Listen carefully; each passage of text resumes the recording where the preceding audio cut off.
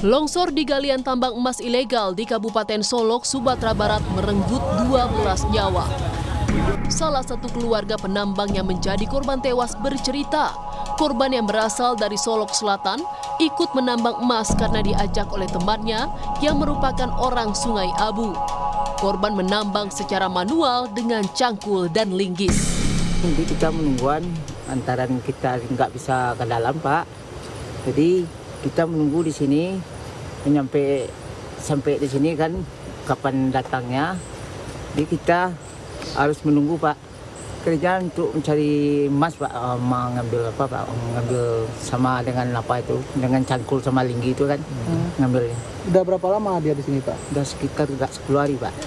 Sementara itu, 2 dari 11 korban selamat longsor tambang emas masih menjalani perawatan intensif di RSUD Arosuka, Kabupaten Solok, Sumatera Barat.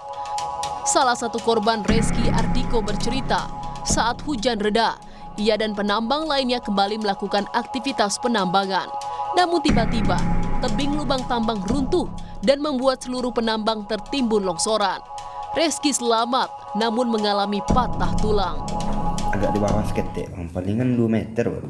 2 meter ya? Iya. Selain abang yang di lokasi tempat abang menambang itu ada berapa orang kemarin?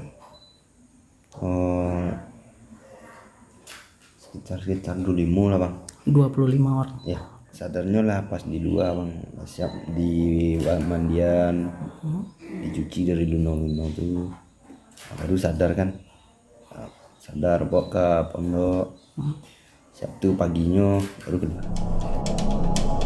Dibutuhkan waktu 4 jam bagi tim SAR untuk menuju ke lokasi galian, sehingga proses evakuasi jenazah dan penyelamatan korban luka terhambat. Petugas BPBD bersama pihak terkait masih berupaya mengevakuasi korban. Rio Johannes, Kompas TV, Solok, Sumatera Barat. 2 korban yang sempat dinyatakan hilang akibat longsor tambang emas ilegal di Kabupaten Solok sudah dievakuasi. 1 meninggal dan 1 lainnya terluka. Untuk lebih lengkap kita tanyakan ke jurnalis Kompas TV Rio Johannes. Rio, selamat pagi. Kini total korban meninggal ada 13 orang. Apakah 2 korban yang dievakuasi pada Minggu pagi itu korban terakhir akibat longsor tambang emas ilegal ini? Ya, Okta dan juga saudara, berdasarkan dari informasi sebelumnya yang dari BPBD Kabupaten Solo itu memang menyatakan bahwasanya ada 2 korban lagi yang harus dievakuasi dari kawasan tambang di Desa Sungai Abu, Kabupaten Solo. Dan dari kemarin itu dari pagi tim sudah melakukan penjemputan kedua korban ini, dan memang mereka dihadapkan dengan cuaca yang hujan, sering terjadi hujan, sehingga pada minggu dini hari tadi sekitar pukul 3 itu baru bisa dibawa 1 orang korban dan dalam kondisi selamat. Dan korban ini sudah dibawa ke rumah sakit terdekat setelah mendapatkan penanganan di posko pertama, itu sudah dibawa ke rumah sakit terdekat.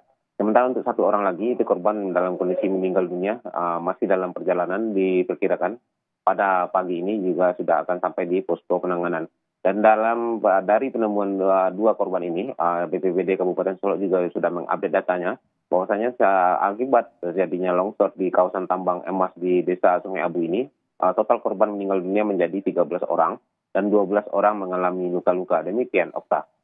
Ya, Rio, mengingat medannya ini kan cukup jauh. Nah, tambang ini memang juga sulit dilacak keberadaannya. Apakah ada potensi banyak tambang ilegal di sana? Seperti apa kondisinya? Apa kata pemerintah setempat? Ya, terkait keberadaan tambang memang dari konfirmasi saya dengan pemerintah daerah Kabupaten Solo maupun dengan pemerintah provinsi, kedua pihak ini melepas tangan karena memang mereka menyatakan bahwasanya izin dalam pengawasan izin tambang itu bukan milik dari Kabupaten Solo maupun pemerintah provinsi, dan melainkan izin itu adalah izin yang harus dikeluarkan oleh kementerian, sehingganya ini tidak masuk dalam pengawasan mereka, meskipun secara teritori geografi mereka itu masuk dalam wilayah provinsi Sumatera Barat, karena pemerintah provinsi menyatakan bahwasanya untuk penambangan pemerintah provinsi hanya berhak untuk mengeluarkan izin penambangan galian C, sementara ini adalah penambangan emas dan bukan wewenang dari pemerintah provinsi. Dan untuk pengawasan memang sejauh ini tetap dilakukan dengan berkoordinasi dengan pihak kepolisian. Di kawasan Sungai Abu ini sendiri, pengawasan sudah sering terjadi razia. Bahkan pemerintah, kepolisian, Polres Kabupaten Solok sudah pernah merazia ini. Titik yang longsor ini sudah pernah dirazia 2 kali dan sudah ada beberapa yang diamankan. Namun tetap saja ketika itu ditinggalkan, para masyarakat yang ingin mengadu nasib lagi karena himpitan ekonomi kembali ke kawasan ini untuk melakukan penambangan emas. Demikian, Okta. Ya, baik, tentu pengawasan dan juga penanganan diharapkan lebih intensif dari pemerintah setempat terkait dengan adanya tambang ilegal ini supaya jangan sampai terjadi lagi kejadian yang menewaskan 13 orang ini. Terima kasih Rio Johannes, jurnalis Kompas TV melaporkan dari Sumatera Barat.